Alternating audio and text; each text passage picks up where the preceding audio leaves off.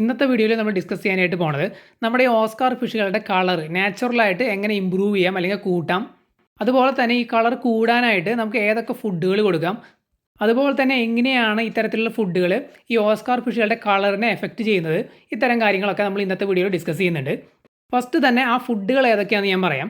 സാധാരണയായിട്ട് Oscar ഫിഷുകളുടെ colour കൂടാനായിട്ട് കൊടുക്കുന്ന സംഭവങ്ങൾ ഏതൊക്കെയാണെന്ന് വെച്ച് കഴിഞ്ഞാൽ, അല്ലെങ്കിൽ ഫുഡ് ഏതൊക്കെയാണെന്ന് വെച്ച് കഴിഞ്ഞാൽ, അത് കുറേ പേർക്കൊക്കെ ഓൾറെഡി അറിയായിരിക്കും. ചെമ്മീനാണ്, അതായത് ഷ്രിംസ്, പ്രോൺസ്, ക്രില്ല്. ഷ്രിംസ് എന്ന് പറഞ്ഞു കഴിഞ്ഞാൽ ചെറിയ ചെമ്മീനാണ്, കുറച്ച് വലിയ സൈസ് ചെമ്മീനാണ് പ്രോൺസ് എന്ന് പറയുന്നത്. അതുപോലെ തന്നെ ഈ ഒരു ചെമ്മീൻ കാറ്റഗറിയിൽ വേറൊരു വകഭേദമാണ് ക്രില്ല് എന്ന് പറയുന്നത്. അതുപോലെ തന്നെ ക്രേ ഫിഷ്. ഈ പറയുന്ന ഫുഡുകളാണ് ടോപ്പ് ഫുഡുകളായിട്ട് പറയുന്നത് ഈ ഓസ്കാറിൻ്റെ കളർ കൂട്ടാനായിട്ട്. പൊതുവേ ഓസ്കാറുകളുടെ മാത്രമല്ല മറ്റ് മീനുകളുടെയും കളർ കൂട്ടാനായിട്ട് ഈ ഒരു സംഭവങ്ങൾ ഫീഡ് ചെയ്യാറുണ്ട്, ഈ പറഞ്ഞ ഫുഡുകൾ ഫീഡ് ചെയ്യാറുണ്ട്. ഇപ്പോൾ ഈ ഒരു വീഡിയോയിൽ നമ്മൾ ഓസ്കാറുകളെ ചൂസ് ചെയ്തു എന്ന് മാത്രമല്ല കൂടുതൽ ആൾക്കാരും കളറിൻ്റെ കാര്യം പറയുമ്പോൾ എപ്പോഴും എന്താ പറയുക ചൂണ്ടിക്കാണിക്കുന്ന ഒരു മീൻ എന്ന് പറയുന്നത് കൂടുതലും ഓസ്കാർ വെറൈറ്റികളാണ്. അതുകൊണ്ട് ജസ്റ്റ് നമ്മൾ ഓസ്കാറുകളെ ചൂസ് ചെയ്തു, അത്രയേ ഉള്ളൂ. പിന്നെ മീനുകൾക്ക് കളർ കൂടാനായിട്ട് കൊടുക്കുന്ന ഒരു സംഭവം എന്ന് പറയുന്നത് ചില പർട്ടിക്കുലർ വെറൈറ്റിയിൽ പെട്ട ആൽഗയാണ്. അപ്പോൾ അത് മീനുകളുടെ ഫുഡിലൊക്കെ മിക്സ് ചെയ്ത് വരുന്നുണ്ട്. അപ്പോൾ ഈ പറഞ്ഞ ഫുഡുകളാണ് ഓസ്കാർ ഫിഷുകൾക്ക് കളർ കൂടാനായിട്ട് കൊടുക്കേണ്ടത്. അപ്പോൾ നമ്മൾ നേരത്തെ പറഞ്ഞ ഈ ക്രില്ല്, ഷ്രിംസ്, പ്രോൺസ്, അതുപോലെ ക്രേഫിഷ് കണ്ടൻറ്റ്, അതുപോലെ തന്നെ ആൽഗയൊക്കെ മിക്സ് ചെയ്താണ് പല ബ്രാൻഡുകളും ഈ ഓസ്കാറുകൾക്ക് വേണ്ടിയിട്ടുള്ള ഫുഡ് അല്ലെങ്കിൽ പെല്ലറ്റുകൾ ഇറക്കുന്നത്.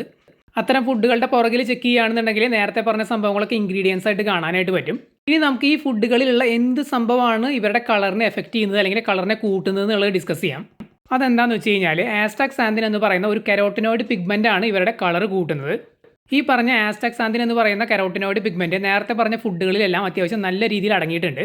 ഈ ഓസ്കാർ ഫിഷുകൾക്ക് അല്ലെങ്കിൽ മറ്റ് വെറൈറ്റിയിൽപ്പെട്ട ഫിഷുകൾക്ക് ഈ ഒരു സംഭവം, ഈ ഒരു കരോട്ടിനോയിഡ് പിഗ്മെൻറ്റ് അവരുടെ ബോഡിയിൽ സ്വന്തമായിട്ട് ഉൽപ്പാദിപ്പിക്കാനായിട്ട് പറ്റില്ല. അവർക്കത് ഫുഡ് വഴി തന്നെ കിട്ടണം.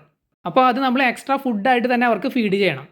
എന്തുകൊണ്ടാണ് ആസ്റ്റാക്സാന്തിൻ എന്ന് പറയുന്ന കരോട്ടിനോയിഡ് പിഗ്മെൻറ്റ് യൂസ് ചെയ്യുന്നതെന്ന് വെച്ച് കഴിഞ്ഞാൽ അതാണ് മറ്റു പിഗ്മെൻറ്റിനെ അപേക്ഷിച്ച് നല്ല സ്ട്രോങ് ആയിട്ടുള്ള ഒരു പിഗ്മെൻറ്റ് എന്ന് പറയുന്നത്.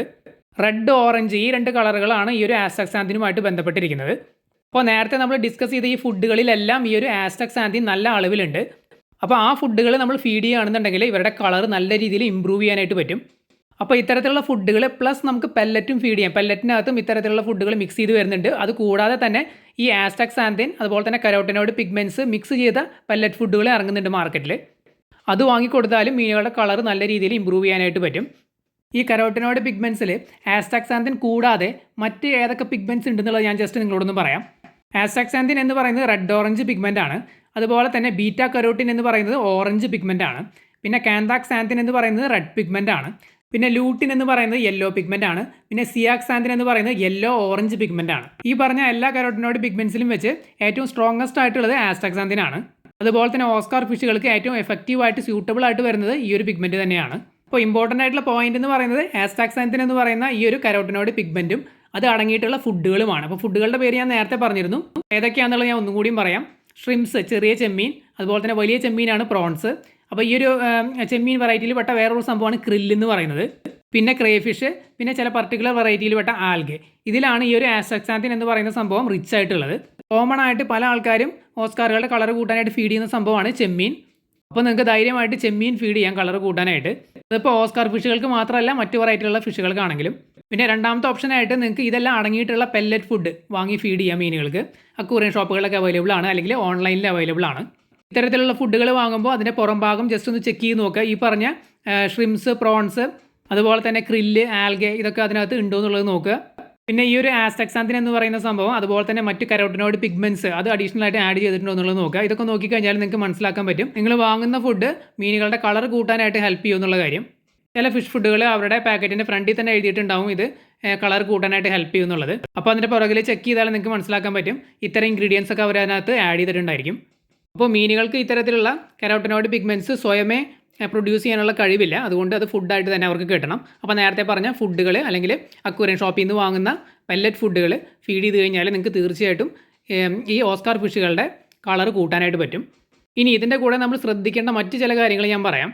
ഇതുപോലെ നമ്മൾ കൊടുത്ത് ഉണ്ടാക്കിയെടുക്കുന്ന കളർ അതുപോലെ തന്നെ നിലനിർത്തണമെന്നുണ്ടെങ്കിൽ നമ്മൾ മീനുകളെ സ്ട്രെസ് ഫ്രീ ആയിട്ട് നിലനിർത്തണം. അതായത് മീനുകൾക്ക് സ്ട്രെസ് വരാത്ത ഒരു സാഹചര്യമാണ് നമ്മൾ ഉണ്ടാക്കി കൊടുക്കേണ്ടത്.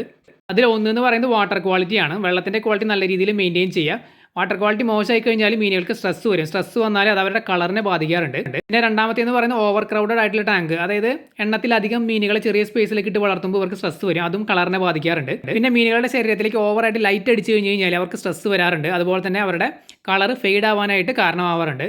അപ്പോൾ ഇത്തരത്തിലുള്ള ഫുഡ് ഫീഡ് ചെയ്യുന്നത് മാത്രമല്ല, tank size, tank mates, water quality, lighting, ഇത്തരം കാര്യങ്ങളെല്ലാം നമ്മൾ ശ്രദ്ധിക്കണം മീനുകളുടെ കളർ നല്ല രീതിയിൽ ബ്രൈറ്റ് ആയിട്ട് നിലനിർത്തി കൊണ്ടുപോകാനായിട്ട്. അപ്പോൾ ഓസ്കാർ ഫിഷുകളുടെ കളർ കൂട്ടാനായിട്ട് ഏതൊക്കെ ഫുഡുകൾ കൊടുക്കുക എന്നുള്ളത് നമ്മൾ പറഞ്ഞു.